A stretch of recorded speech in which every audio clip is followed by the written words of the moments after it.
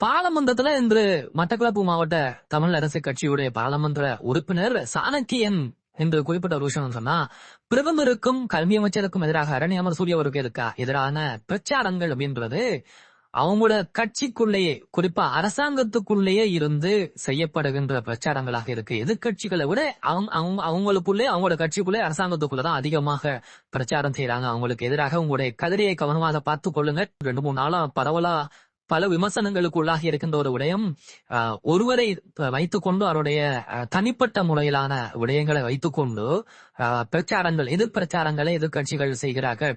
அரசியல் ரீதியிலாக அவர்களுக்கு எதிரான கருத்துக்கள் ரீதியாக பிரச்சாரமோ அல்லது எதிர்ப்புகளை தெரிவிக்காம அவங்களுடைய தனிப்பட்ட முறையிலான விடயங்களை வைத்துக் கொண்டு பிரச்சாரம் செய்தது, அது ஒரு பெண் அரசியல்வாதிக்கு எதிராக பிரச்சாரங்கள் மேற்கொள்ளப்படுவது அப்படின்றது மிகப்பெரிய அளவான விமர்சனங்களுக்குள்ளாகி இருக்கின்ற ஒரு விடயமாக மாறுகிறது. ஒரு காலத்துல சுயமாவு பண்டாரநாயக்க அவர்களுக்கும் இந்த மாதிரியான பல பிரச்சாரங்கள், எதிர் பிரச்சாரங்கள் மேற்கொண்டிருந்ததாகவும் பல செய்தி துளிகள்ல நான் பார்த்தேன். எனவே இந்த மாதிரி ஒரு நிலையை இப்பொழுது பிரதமர் எதிர்நோக்குகிறார் அப்படின்ற மாதிரியான பல விடயங்கள் இன்றைய நல்ல சுட்டிக்காட்டப்பட்டிருக்கிறது. இதுல மிக முக்கியமா இன்னும் ஒரு விடயம், யாழ்ப்பாண பாராளுமன்ற உறுப்பினர் கஜேந்திரகுமார் பொன்னம்பலம் அவர்களும் குறிப்பிட்டாரு, இந்த எதிர் பிரச்சாரத்துக்கும் எங்களுக்கும் எந்த சம்மதமும் இல்லை, ஆனால் அவருக்கு எதிராக நடக்கின்ற பிரச்சாரங்களுக்கு மிக கடுமையான கண்டனங்கள் தெரிவிக்கப்படுகிறது. எங்களோட சார்பாக நாங்கள் கண்டனங்களை தெரிவிக்கிறோம் என்கிற கட்சி சார்பாக அப்படின்ற மாதிரி அவருடைய உரையில இந்த நாள்ல இது ஒரு முக்கிய பேசப்பட்ட ஒரு விஷயமாக இருக்கு. இதோட ரீபில்டிங் ஸ்ரீலங்காவுடைய முதல் கட்ட வேலைகள் ஆரம்பிக்கப்பட்டிருக்கு. ஜனாதிபதி தலைமையில வீடுகளுக்கான இழப்பீடுகள் வழங்குகின்ற நடவடிக்கை நேற்று சொல்லியிருந்த இந்த நாள் அம்பராபுரத்துறையும் குர்நாகல்ல இந்த நடவடிக்கைகள் ஆரம்பிக்கப்படுது அப்படின்னு சொல்லி, வீடுகளை இழந்தவர்களுக்கு 50 லட்சம் ரூபாய் பண உதவி வழங்கப்பட்டு வீடுகள் கட்டுவதற்கான அத்தனை ஏற்பாடுகளும் செய்வதற்கான உதவிகள் வழங்கப்பட்டுள்ள நிகழ்வுல இன்றைய நாள்ல ஜனாதிபதி அம்பராபுரத்துல வீடுகளுக்கு சென்று அந்த உதவி தொகையை வழங்கினது மட்டுமில்லாம அந்த வீடுகளுக்கான அடிக்கல்களையும் நாட்டி வைத்தார். அரசாங்கமா அல்லது ஒரு ஜனாதிபதியா காசு ஒதுக்கிட்டு அந்த நகலை கொடுத்துடுங்க அப்படின்னு சொல்லலாம்.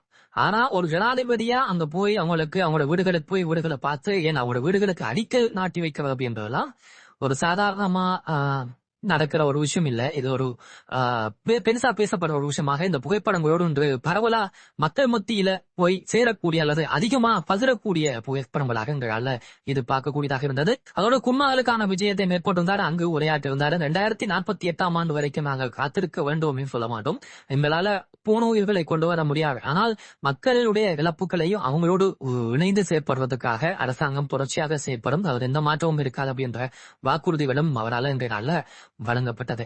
இலங்கையில புது வகையான ஒரு சாரதி அனுமதி பத்திரம் வழங்கப்பட போகுது. ஏற்கனவே இருக்கிற சாரதி அனுமதி பத்திரத்தோட இது ஒரு புதுமையான அல்லது அந்தந்த துறைகளுக்கு ஏற்ற மாதிரியான லைசன்ஸா இது இருக்க போது. PT அப்படின்னு சொல்லக்கூடிய பப்ளிக் டிரான்ஸ்போர்ட் லைசன்ஸ், இது பல முறைகள்ல இதை கொடுக்க போறாங்க.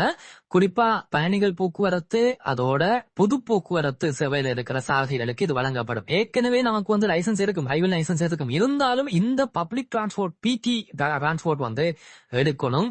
விமல் ரத்நாயக் அவர்கள் அமைச்சர், போக்குவரத்து அமைச்சர், இந்த நாள்ல பாராளுமன்றத்துல இது ஒருவான முழுமையான விளக்கம் அளிச்சிருக்காரு. குறிப்பா பாடசாலை வேன்கள், பஸ்கள், குறிப்பா இனி டாக்ஸி, ஆட்டோக்களுக்கும் வரும் சொல்லப்படுது.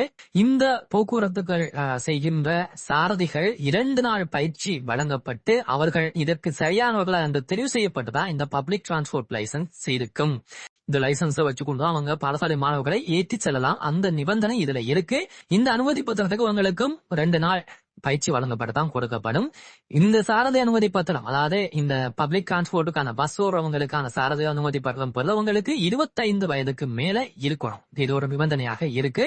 இதுல இன்னும் ஒரு முக்கியமான விஷயம், சாரதிகளுக்கு சாரதி லைசன்ஸ் மற்ற சாரதிகளுக்கு எல்லாருக்கும் பொதுவா எல்லாருக்கும் பொதுவான வாகனம், கார் ஓட்டுறவங்க எல்லாருக்கான சாரதி அனுமதி பத்திரத்துக்கான புள்ளிகள் வழங்கும் நடைமுறை அறிமுகப்படுத்த போறாங்க.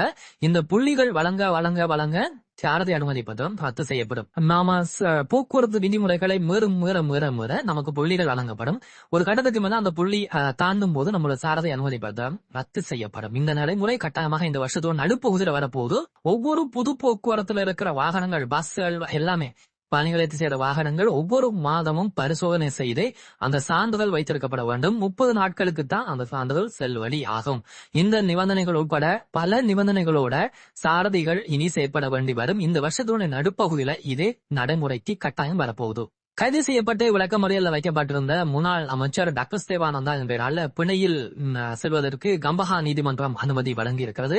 அதோடு ஜோன்சன் பெர்னாண்டோ அவருடைய மகன்களுக்கு மீளவும் விளக்கமறியல் காலம் நீடிக்கப்பட்டிருக்கிறது. இந்த செய்திகளும் இன்றைய நாள்ல பார்க்கப்பட்ட மிக முக்கியமான செய்திகளாக இருக்கு. எனவே